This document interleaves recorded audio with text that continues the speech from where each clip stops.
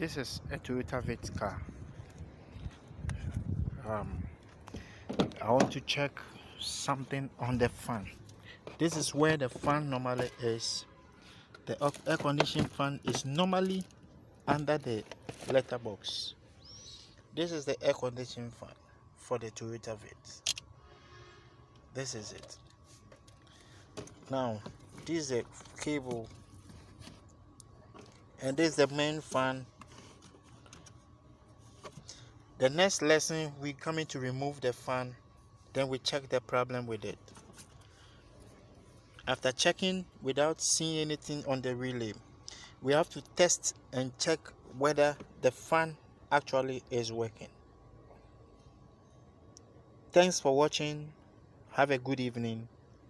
This is Toyota Home, Toyota Vitz.